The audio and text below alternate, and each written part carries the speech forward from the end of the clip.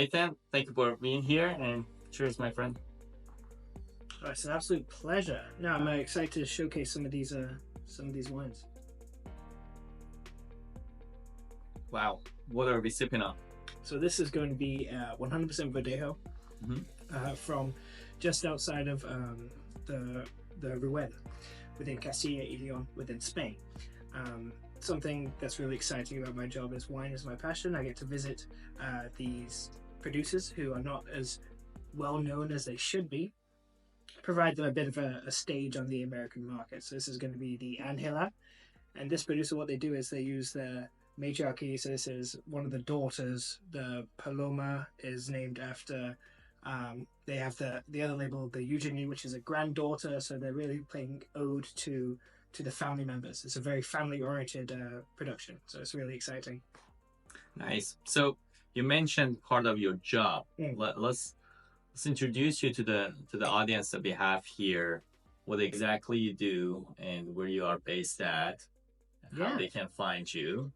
So I am based in Woodstock, Georgia, but a lot of my work is in Atlanta. I was a sommelier, a buyer within restaurants for about 12 years, and I've recently started my own venture as a wine importer. So Nice. again, the main thing is finding these wines that really speak to me. They have a great story, and all wines have a story, absolutely, but something that really sings the character of the wine and the production as a whole. So, and the only place that these wines that we're about to have today are available is at my house and in this room. There are no Cheers. Lucky me, yes, absolutely. Nathan, I kind of like to detect a little bit of the accent. Where is that accent coming from? So I'm originally from England, Okay. Macclesfield to be specific, but I've been over here I think 16, 17 years.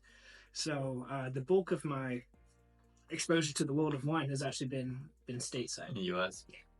Nice.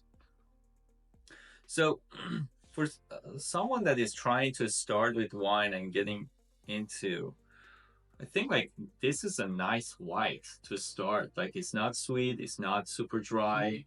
Like it's a very crowd pleasing. Mm-hmm. I'm sure you had more experience with people that are trying to get into the wine industry or in the world of like tasting wine. Would you have to tell them about something like this wine? Well, I mean, first of all, I think unfortunately we're in a time where there's almost a barrier to entry for wine, right? The people who've been studying it for so long, it just isn't always as accepting as I think wine should be. I think wine is a drink that should be able to be enjoyed by all, and everyone's level of knowledge is different. But it's there's so many different types of wine, so many countries, terroirs, grapes, that the experiences are so vast that I think everyone should be able to enjoy them. Sorry, I rambled a little bit. What was the original question? No, I think like it's good. The question is like someone that is starting with how they can enjoy a bottle of like something like this and enjoying it without knowing that much about the wine. Oh, yeah. I mean, so this one is it's refreshing and it's crispy, but it's not overly dry. And it's not sweet. So, like you said, I think it's a very refreshing, easy drinking wine. And it has a little bit of body, so it sits a little bit heavy on the palate, but nothing like a Chardonnay. But the presence is there. So I think it's a very easy drinking, especially for the warmer weather.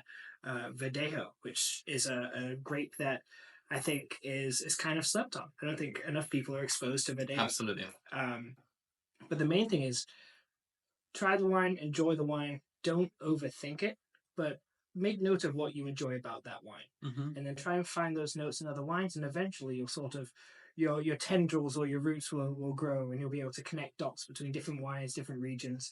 But a lot of it just comes with trying wine and having an open mind. That's good. I like it. So I'm coming to this podcast with a little bit of the guard when it comes to sommeliers. I feel like me as a person that always wanted to get to the wine, and because of like the lifestyle or whatever reason, I was not exposed to it as much. And one of the other reason was sommeliers. I always was like scared of them.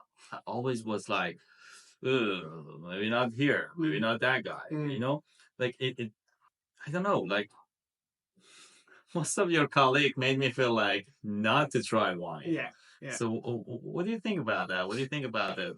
Well, yeah, like I said, I think sometimes the culture around wine can be very intimidating, and that's one of the things I strive to sort of break down. I want to make it very accessible. My whole thing Hmm. is about finding great wines and putting them in the hands of people that may not know they would appreciate it. I think sommeliers in general, they're they're there for service. They're there to enhance the experience of the guest. In the world of wine, there's no wrong answers, right? For example, what might seem like a perfect pairing on paper to the sommelier. For example, if I'm having a buttered seafood, I think Chardonnay immediately. But if my guest says, "Oh, I absolutely despise Chardonnay," the thought of it is awful, then having other alternatives, because the best pairing is at the end of the day the food you enjoy with the wine you enjoy. It's the experience that you're going to enjoy. I think pushing something that is perfect on paper is actually a disservice to the guest. Right. So sommeliers in general should be able to guide the experience, provide an elevated experience, but they should never correct or look down upon the tastes of the guest, because at the end of the day they're there for that guest. Right. Speaking of that, what is sommelier? What is this sommelier thing that we all talk about? Yeah, so sommelier at the end of the day, it's a almost like an oenophile, which is a wine enjoyer with a piece of paper. There are two main avenues to become a sommelier. The first one is going to be the Court of Master Sommeliers, and the other one's going to be the WSET, the Wine Spirit Education Trust.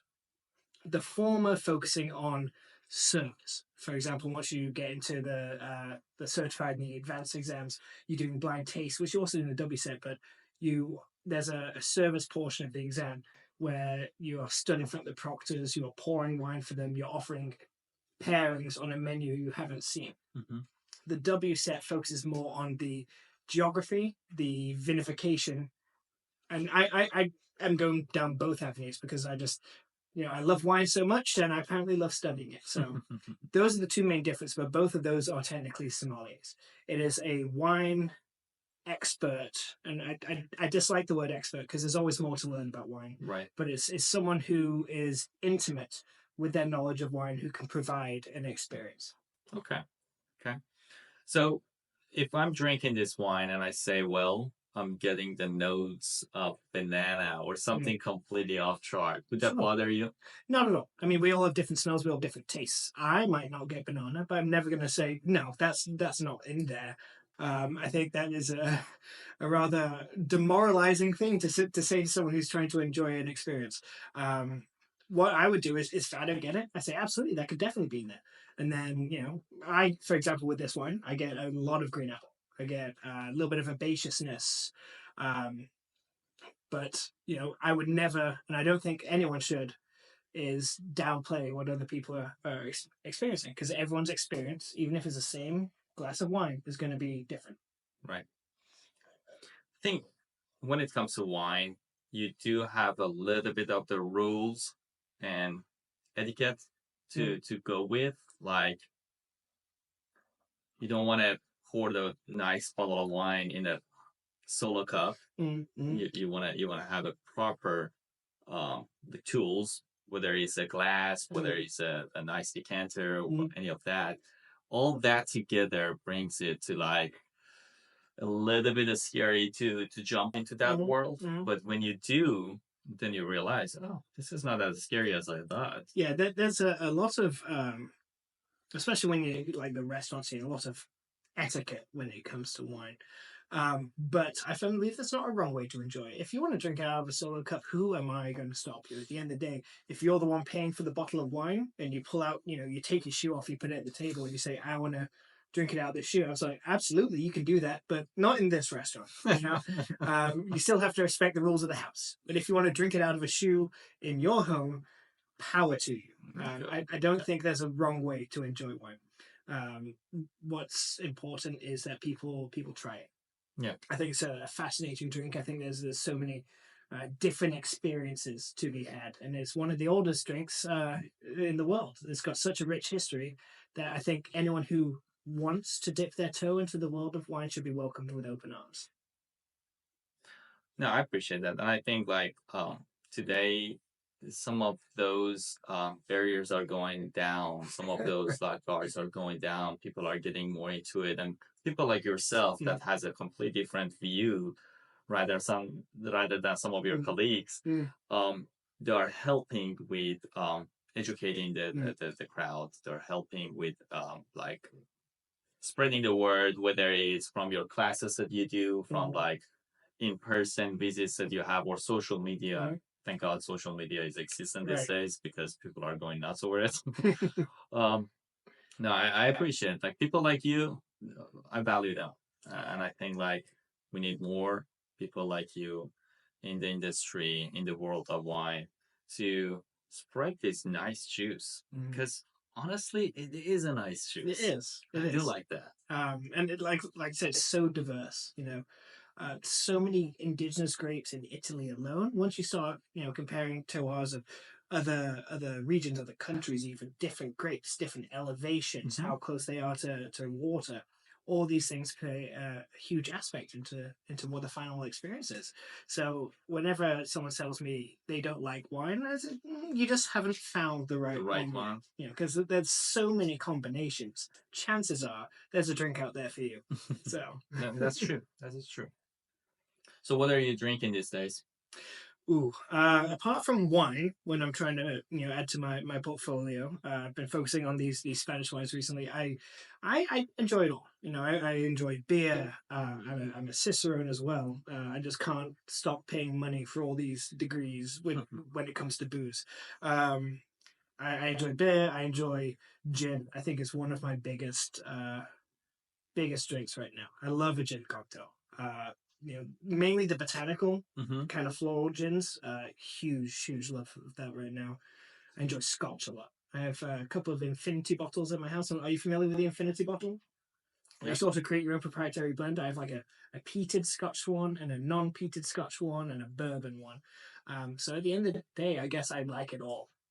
Especially being from UK. I Yeah. mean, yeah. I love absinthe as well. Okay. No, I mean like gin for me, gin is a whole different world. Mm. But when you dive into it, it's fun Yeah, to explore. I mean, I love how creative it can be because at the end of Yeah. the day, it's like, what do we need? Juniper berries. What else can we put in there? Anything. Anything, yeah. I mean, Does it like grow in a bush? Put it in there. you cannot discriminate it. Like anything that you can find. No, I like that. Cool. So we got look at the rosé. We got the rosé news. Do you want me to go ahead and Rosé, start? yeah, let's try the rosé. Let's see. It's funny because while you're getting that, Mm. I have been in the jam of a rosé with burger Mm. lately. Yeah. Like, I do enjoy a good I enjoy rosé. a good rosé. I absolutely adore rosés. I'm quite partial to like Provence and the more crispy, refreshing, a little bit of salinity, especially like by the coastal regions. But this one absolutely blew me away. This one is so floral and so refreshing. A little bit of strawberry, but I absolutely adored it. So this, what I plan on bringing in from this producer isn't everything they have, Mm-hmm. but it's just what spoke to me. And I think that's the most important thing about being an importer is it's my portfolio. When people turn that bottle around and they see my logo on there, I want them to know what they're getting. Nice. Someone asked me because I'm very much I enjoy my traditional wines. I also enjoy my more modern wines, but pet nats are huge right now. Same with orange wines, and I've had some I really enjoy, some that are a little too funky for me. And one of the questions was, "Are you going to add any orange wines to your portfolio?" And I said, "Only if it's something I enjoy." Because I think the moment I start trying to cater to every palate out there, of which there are many, and none of them are wrong, the moment what people receive, what they experience when they get my wine starts to be diluted because it's no longer my vision, my palate. When I start trying to cater to everyone, it becomes of, oh, is this a good one for me? Is this a bad one for me? But I want people to see my logo and then know that, for example, if I'm in a shop and I look in the back and I see Rosenthal, I normally am going to enjoy that bottle of wine. And I would like that same experience with the people who try my wine. I think it builds a repetition. Yeah, absolutely. Just like people that they go by Robert Parker, people that Mhm. they go by James Suckling. Like there's so many out there that they build that repetition that you're like, okay, well, since that person put their name on it, I think I'm gonna enjoy it. Well, can't wait. Super excited. Let's see what this has for us. So we had the Verdejo with the first one. This one is going to be rosé of 100% Garnacha or Grenache or Grenache. Cannonau. They're all the same thing. It's another real thing. Wine has such a rich history. The same grape will have multiple names around the world.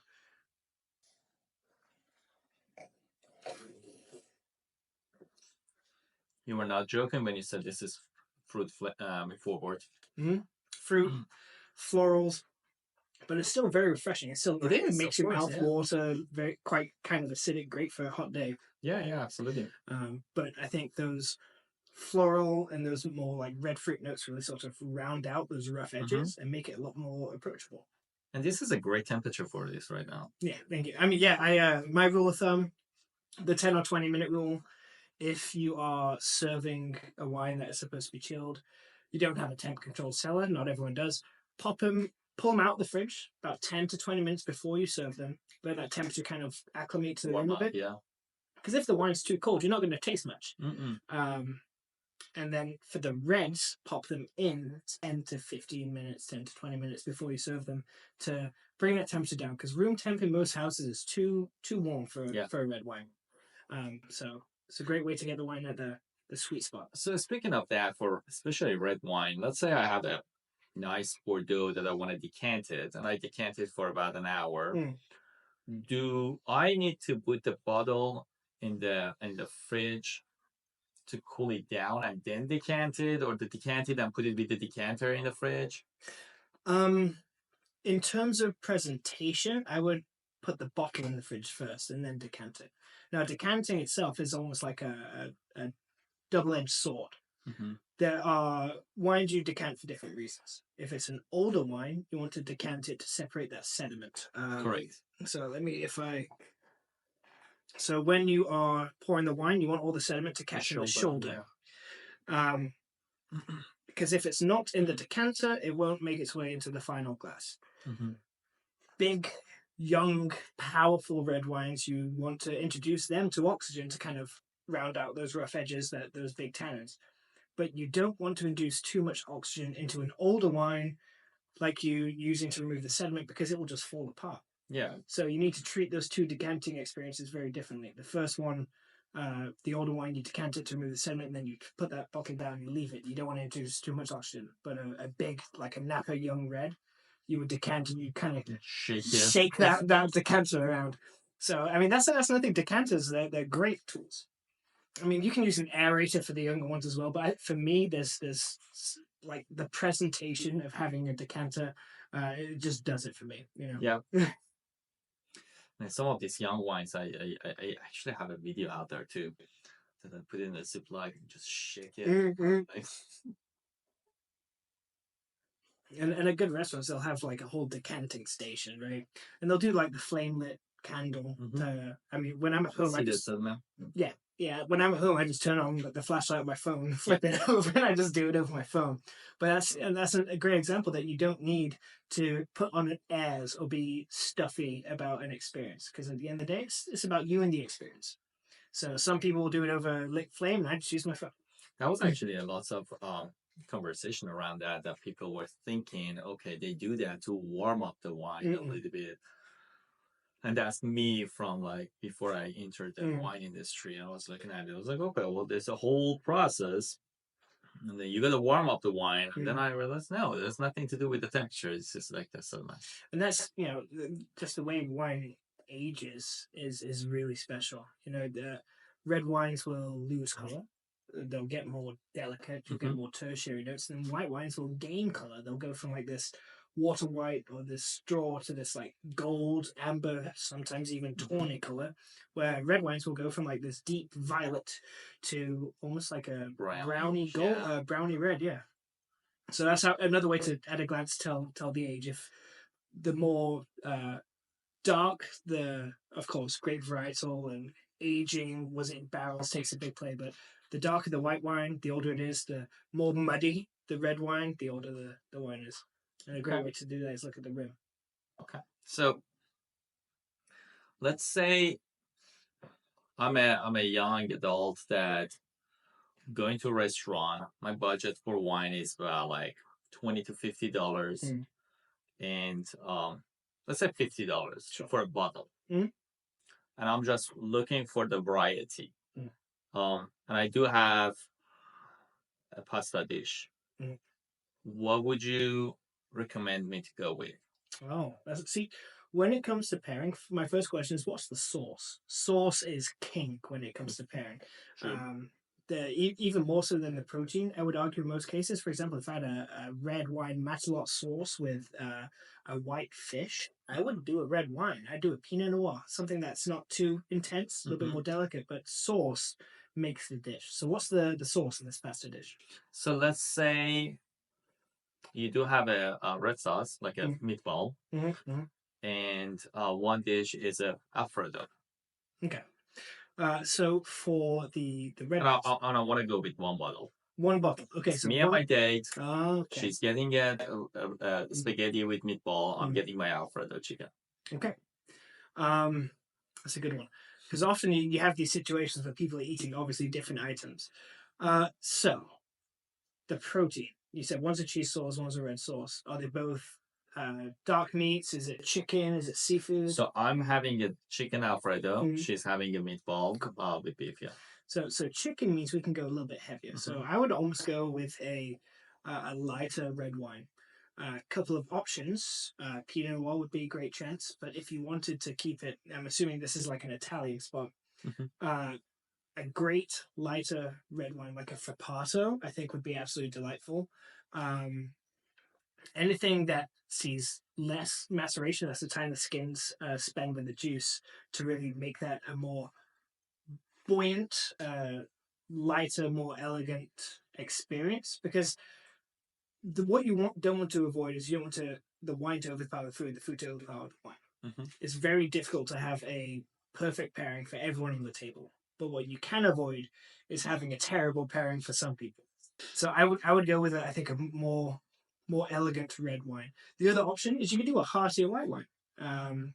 So like a Chardonnay that goes through malolactic, kind of rounds out the soft edge, rounds out the wine, adds a little bit of butter. That would go great with the cheese sauce. And also Chardonnay, the grapes have thicker skins. They sit a little bit heavier on the palate, which means it won't be drowned out by your red sauce meatballs. So those would be my two options. I think a Frappato or a Chardonnay. Okay. That's a whole world. Like, okay. No, I do like, so it's kind of like a red blend for mate. Frappato is a varietal. Yeah. Dolcetto would be another good one, but not. Sometimes they can be kind of sweet. Or even a Sangiovese that isn't too overpowering would be good. Be muddy. Yeah.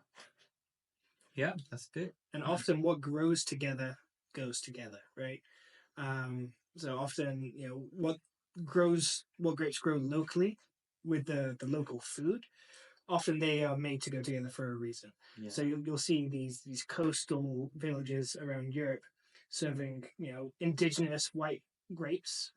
That's always the best pairing. If you have the opportunity to be in the country, just get whatever is grown at the vineyard down the road. Yeah, I mean, here in Georgia, we see some really good muscadine. It goes really good with like a southern dish. Yeah. For my palate, muscadine can be a little sweet. Yeah. But that is the nature of this thick clayey soil that we have. There's not much else that grows really powerfully. However, the Georgia Wine Hideaway is putting out some absolutely banging wines recently. Yeah. Some of which are sourced, and there's nothing wrong with being sourced, because sure, at the end of the day, you might not be growing the grapes on estate, but it still takes someone with that knowledge to create the wine, right? True. So often, mastery when it comes to winemaking can show itself with sourced wines, because they're getting this product that they haven't worked with intimately, they haven't grown themselves, and they have to create a great wine with it. Absolutely. No, I mean, like, there are freaking like amazing places out there. Like Chateau Ylan is putting some Chateau bangers is out. good. Yeah. Montelucia has some good ones. Yeah.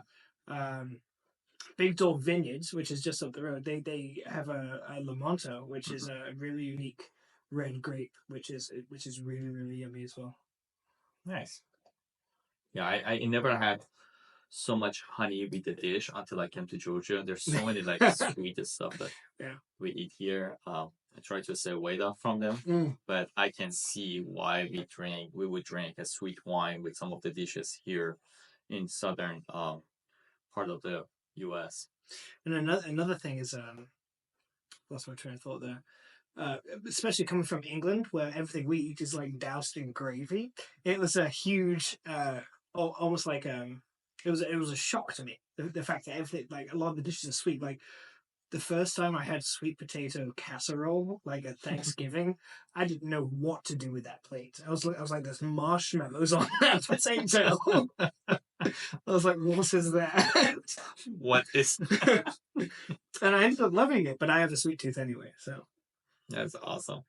All right, let's come back to the wine. You mentioned earlier a little bit about like orange wine and some other wines. Mm-hmm. Walk me through this. What are all of this? Like this gets so confusing. Like you got sustainable wine, natural wine, organic wine, orange wine. That's a big question. So let's start with orange wine and like pet nats. Mm-hmm. So orange wine, I would say, is the inverse of a rosé. Mm-hmm. So rosé are your red grapes, your Pinot Noir, your Cabernet, made with less skin contact, which is why it's less intense in color. Yeah. Orange wine is the inverse of that.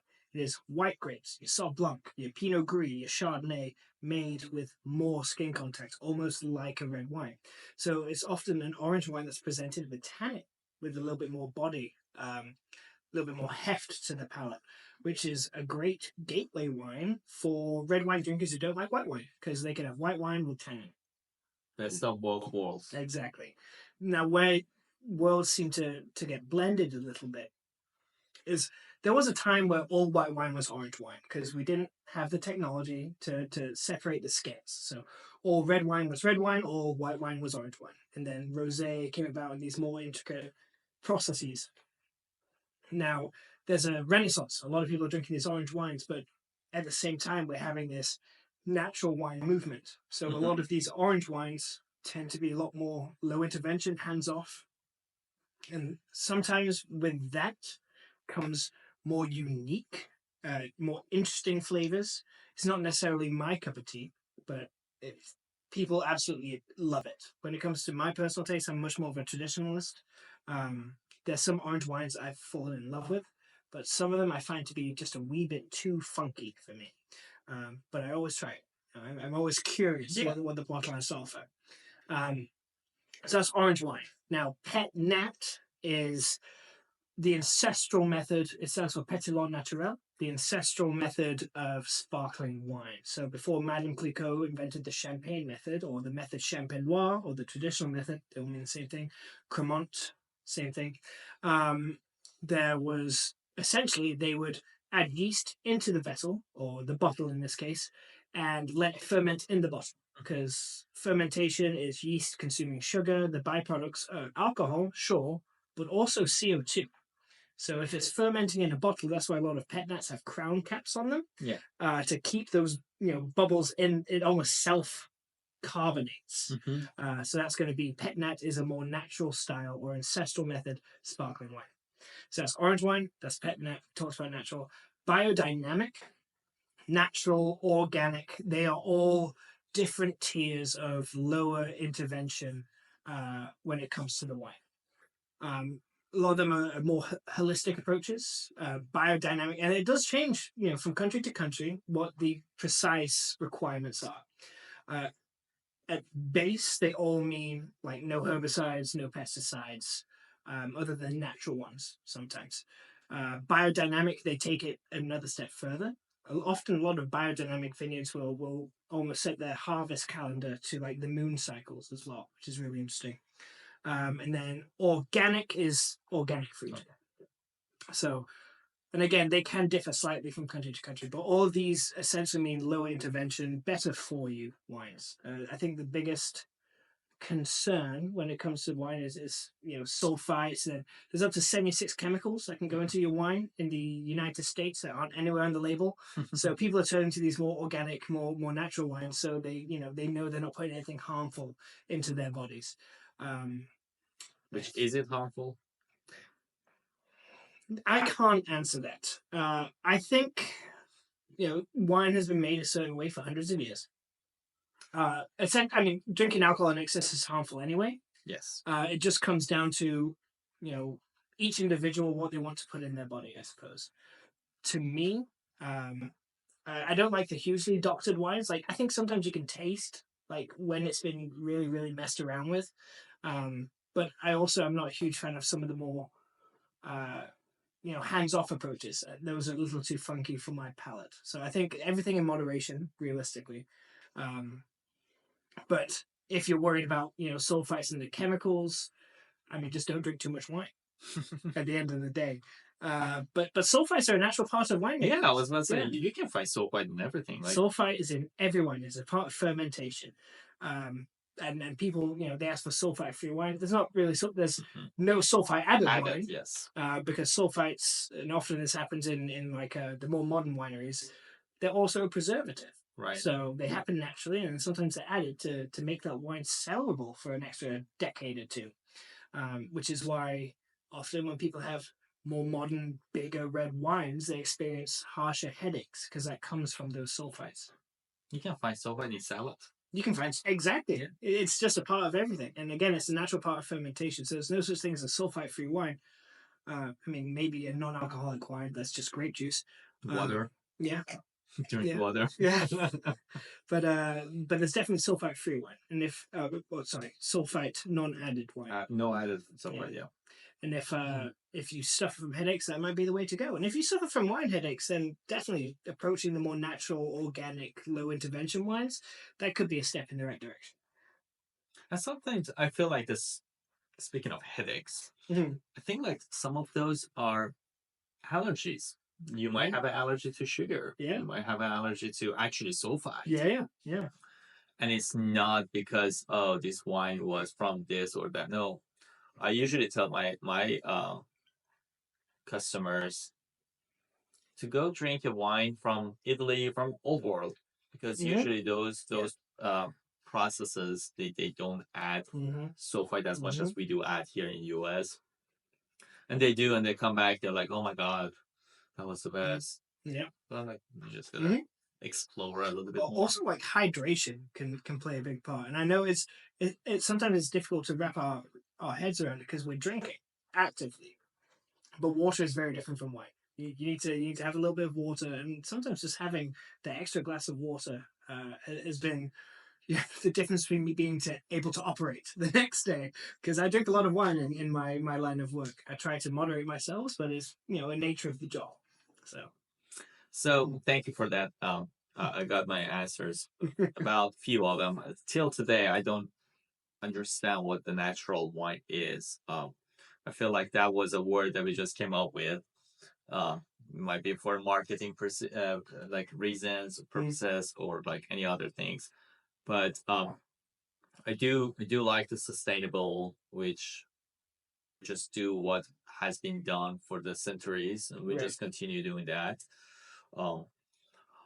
I decided to drink orange wine about like a few months ago, and I actually enjoyed it because I'm a big red wine drinker, and having that structure in a white wine and still have that crispness of white wine, I was like, well, this is fun, especially in the summertime. So I consumed a lot of orange wine, and I enjoyed it a lot, and I highly recommend to the people that they are out there like me, that they drink red wine all the time and they want to get something outside of the red wine.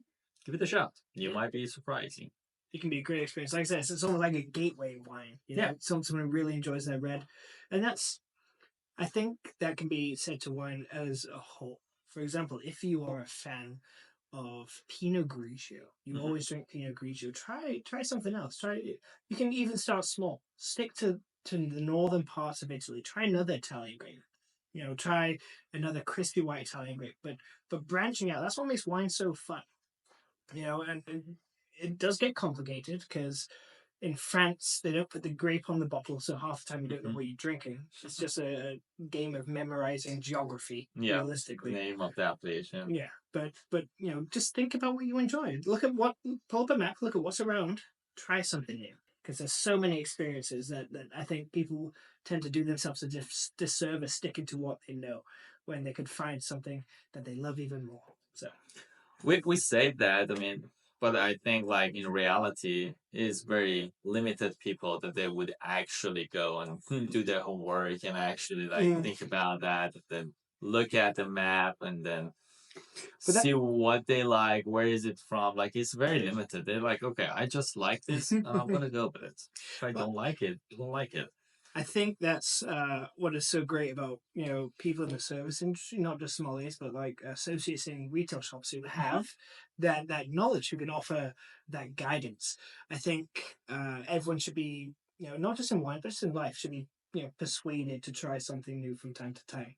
So whenever someone tells me, "Oh, I absolutely adore uh, Pinot Noir," so how do you feel about Grenache, some of these other red grapes that might be within your alley? If they like Grenache, I try to have them try a Cannonau, which is Grenache, Yeah. but it's Sardinia, and it's expressed in a completely different way. It tends to be a little bit bigger, a little bit darker. But I mean, I think that's the fun part about people who are in our position to guide people to make these interesting decisions. That And was a the worst case scenario is they say, I think I like the other one more. But they tried something new, and that's exciting. absolutely. That was the thing about Canada, from Sardinia. We were saying that that's supposed to be actually a beneficial wine for you that help you with your heart and all of that. And then I don't know if you remember it or not. Back in 2012, it was this big thing going on about 2012 is end of the world, and then all of Yeah. that, and this village in Sardinia is the only place that's actually gonna survive, and the people that hmm go there, amount of ticket that they sold for people to go and stay there. I mean, and everything is changing with wines. I mean, Bordeaux, next 10 years, they might not have Cabernet in the Bordeaux blends because it's getting Really? too hot. Yeah. I heard about champagne. Champagne. It's The, going towards the what do they call it? Germany. mhm. It's also England is making great sparkling wine as well. Holy cow! And I was as an England native, I'm like, no, it's way too miserable and rainy and sad over there for anything to grow. But my It's last a visit, depressed champagne, bro. instead of celebration, you'll drink it for the Yeah. opposite. When you've had a horrible day, Yeah. open up a bottle of English bubbles. But no, the great experience, absolutely delicious, delightful, and it's on a very similar limestone chalk ridge that runs through Champagne, France. So the terroir is practically there, and now that things are warming up, the grapes are showing very nicely. So England is making great sparkling wine, and Bordeaux may no longer have Cabernet. Cabernet. Holy cow! So the world of wine is always changing, It's evolving, yeah, man. which means for people like me, there's always stuff to learn, which is a blessing and a curse. So what we have here? So this one is actually from their vineyard on the Golden Mile. So we're still in Castilla y Leon, but we're going to be right by the Duero River. Okay. So there's a stretch of land which conditions are apparently golden, predominantly Tempranillo, but they have a little bit of Merlot, a little bit of Syrah, and their philosophy when it comes to making wine, which I think is amazing, is we just fix the wine with more wine. So if they go, it's good, but it needs more of this, they'll just add, no, they'll add, because they grow Syrah, Tempranillo, Cabernet Merlot, and they'll just what does it need? What does it need? And go, we just macerated the Cabernet, add a little bit of that one, which I think is a great thought process, because they're not happy with what their product, but they don't want to alter it drastically. They're going to fix it with more wine, which I think is incredible. Cheers. So this one is Crianza style. Spends 14 months in oak. And again, that leading grape is going to be Tempranillo.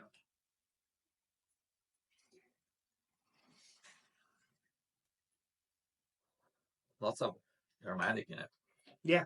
Oh, like sage. I get sage on the nose. Yeah. It's like, what is that herbal thing that I'm getting?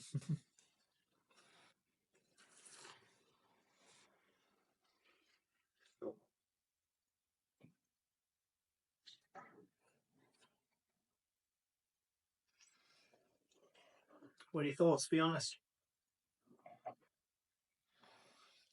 It's quite herbaceous. It's a little bit more herbaceous than I think the one I experienced when I was over there, but I'm still a fan.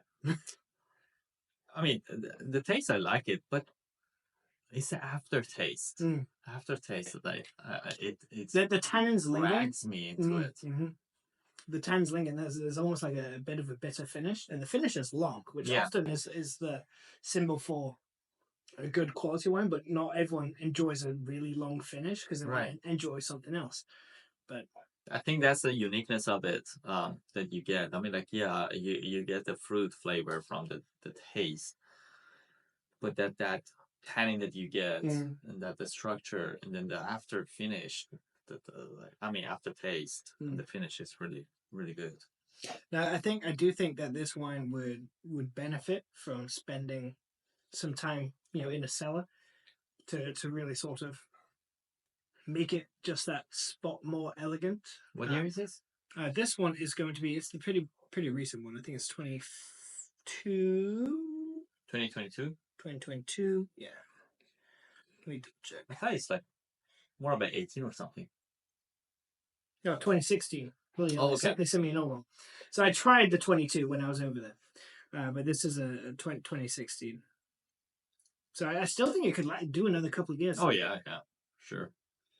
Because I do think that long finish is nice, but I would like it to be a little bit more, I don't know, kind of rounded out, or almost brought to another level of elegance, I suppose, which can come with bottle aging. I do like it though.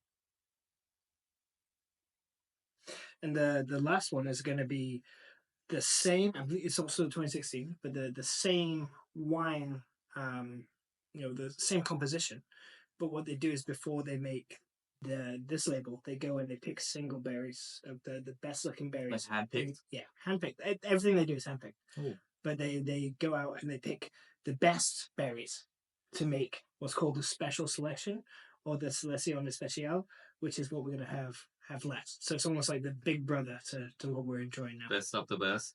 So how is that, like a handpick? Like what's the duration? It should take so much time. It takes a lot of time, but also there's a lot of and it happens a lot with like Trockenbeer and Auslese in Germany.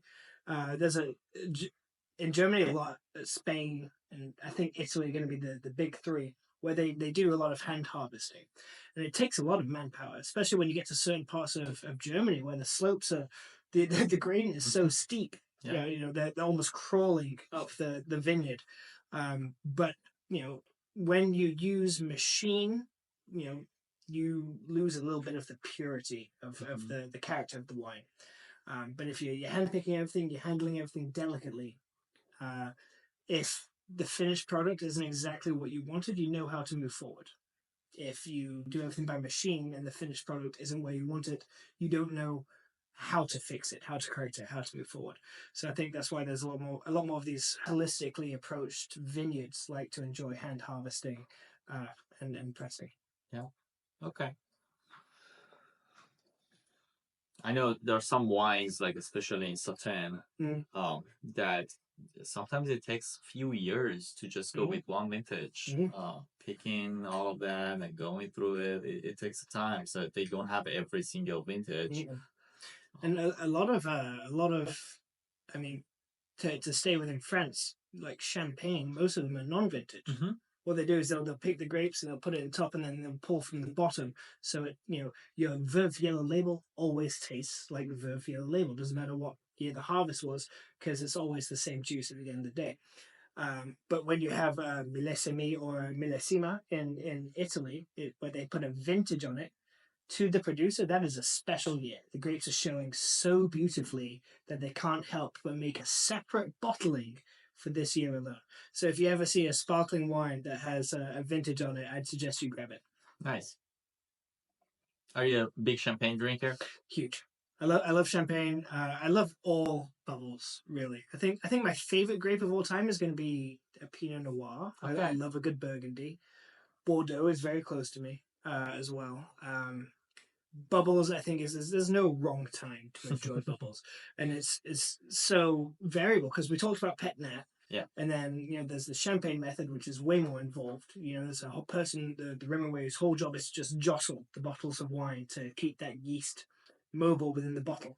And it's just a super involved process, which is why champagne has a price tag. And there's the Charmat method, like Prosecco, which what they do is they just do it all in one vat and then bottle it, which is a much more simpler process, which is why Prosecco typically has more approachable mousse, which is the texture of the bubbles. Champagne can be sharp. Prosecco is a little bit softer and a little bit more floral. And I don't like to use the word sweet because I don't think Prosecco is like sweet. Moscato can be sweet, but it's more fruit forward. It's more floral. But those alone are just 3 different methodologies spanning multiple countries, different grape breakdowns. Champagne or sparkling wine in general offers such a varied experience that I think there's always a reason to enjoy a glass of bubbles. Absolutely. I 100% agree with that. 100%. I do love Pinot Noir, and I think Pinot Noir, people underestimated that.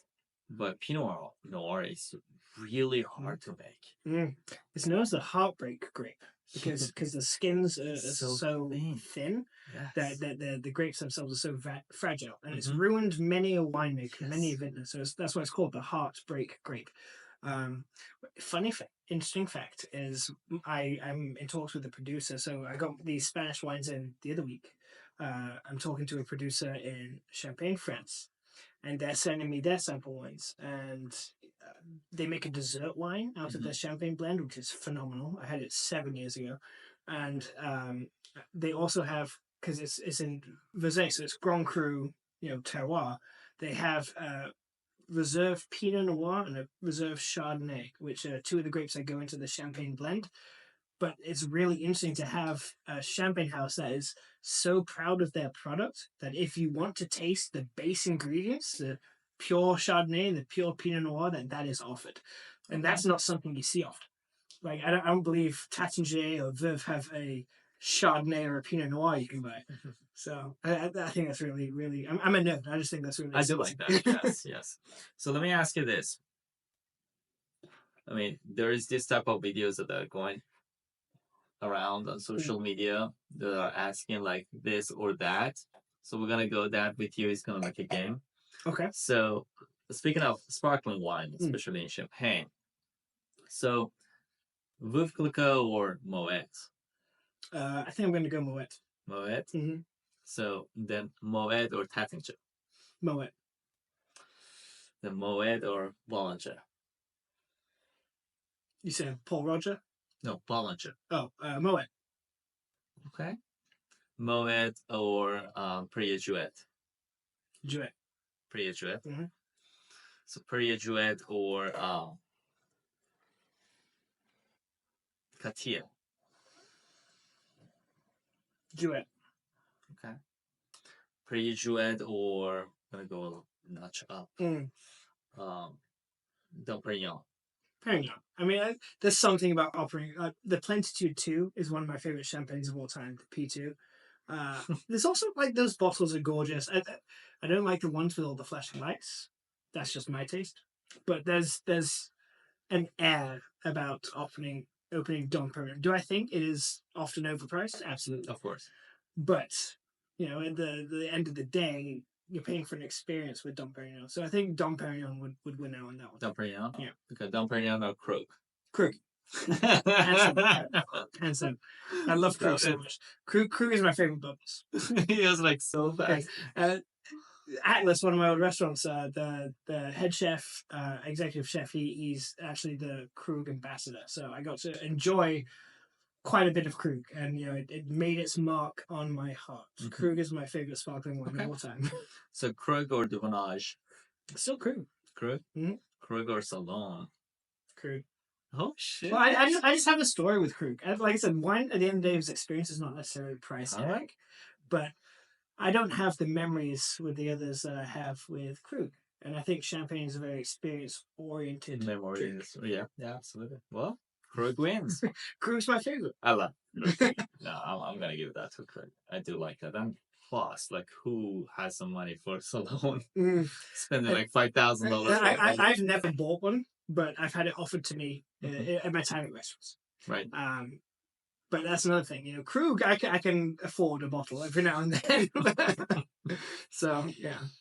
No, I do like the champagne. Like, I think like there are so many out there, especially like I'm so attracted to these smaller houses that not many people know about them, and more often they're like even like higher quality. Like they offer up our crew, and there are a house named Mai or Charles Cookets or Domagerie.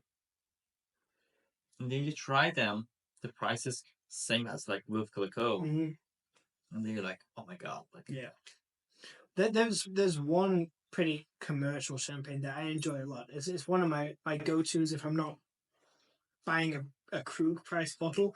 I enjoy Bilka Salmon quite often. You know, and there's should ask that. well, yeah, the rosé in particular, I think is one of my favorite sparkling rosés. I mean, it's not Krug, but also it's not a Krug price tag. So, of course. But yeah, I'm ready to dive into the last bottle, see what that has to offer. Dude, like you guys, spending time with the Corbin, I think like this Corbin is such a great investment for people that they don't want to they don't want to necessarily open a whole bottle. Like this is such a great. Yeah, for me, it allows me to present the same wines to multiple distributors or possible clients. But yeah, I mean, in my house, when a bottle is open, it's normally drink. But if I had a vast collection that I wanted to try, it really works well for cellaring wines. Yes. If you have like a vertical of several different years, and you want to, I wonder how this one is. Is it ready to drink yet? Then this is invaluable. Fantastic. Several months, several years, even for some ones, and yeah, so really fun piece of technology because the canisters in here, argon gas is essentially neutral to wine. So it fills it up instead of oxygen, so the wine doesn't, go bad. Yeah, get oxygenated. Yeah, I use that a lot in my cellar, and I'm enjoying it. Like I'm like, okay, I don't want to spend this bottle of like the Bordeaux that I have, but I actually want to taste it. And the cork will reseal, which is the best part. Yeah. So like you don't have to store it upright after you corvin it. You can put it right back down on its side. Keep that cork nice and wet so it doesn't shrink and bad air get into the wine. But if you use it too much on that same cork, it eventually yes. Yeah. So even at glass, this is just a wee bit darker, isn't it? Absolutely.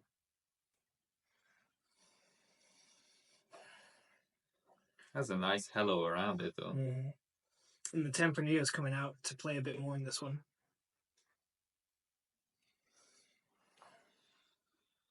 Smell like a red wine. Where's the other one that was like a sage and some herbal thing in it?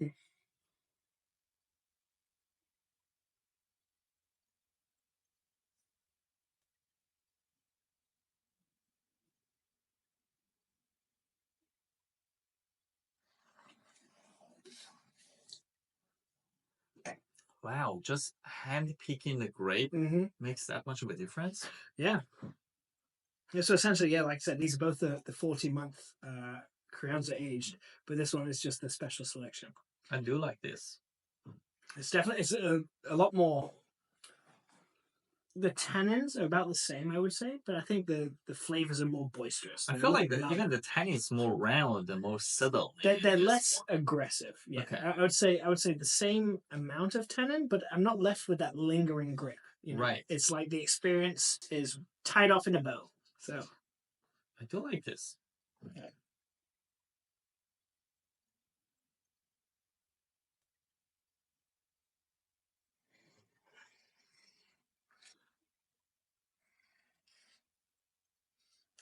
now that it's opening up just a little bit more, I do get a little bit of that sage that I got in the first one, but it's more balanced. It's more melded with the other notes. More subtle, yeah.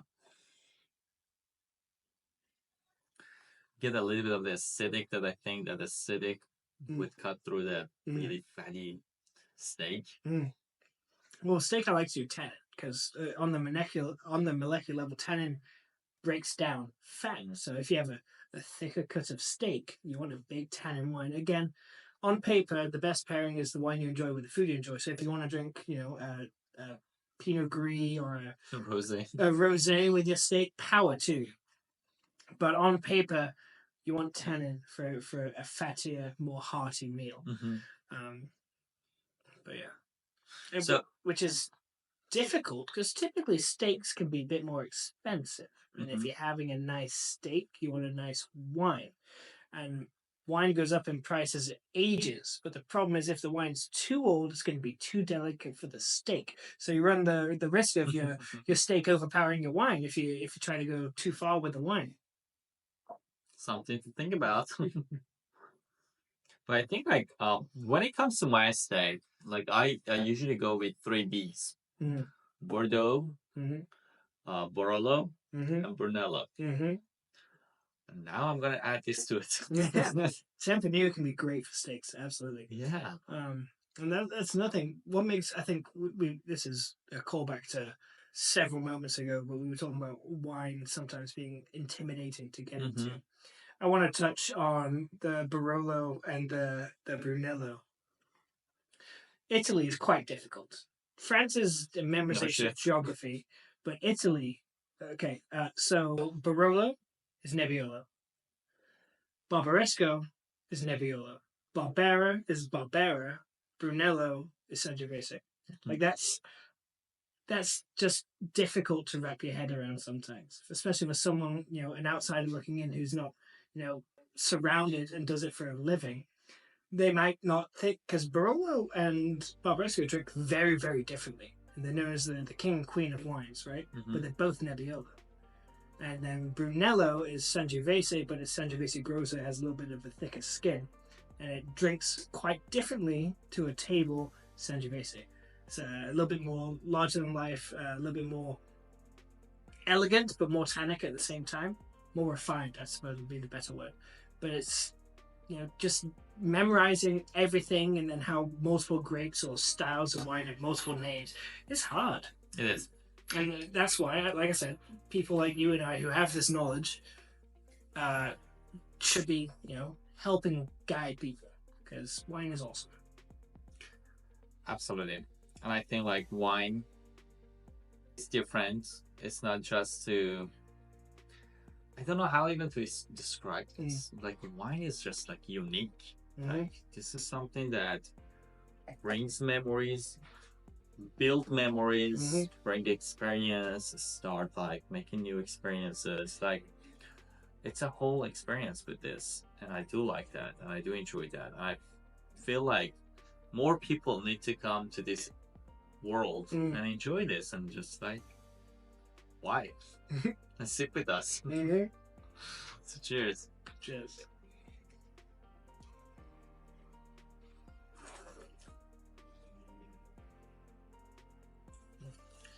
Nathan, I know you are getting into more of trying to helping people to get to this world and trying new wine, trying more wine. So if someone out there wants to get to know more about you, follow you, anything like that, where can they find you? Yeah, so my company is Rose Cellar Exchange, LLC.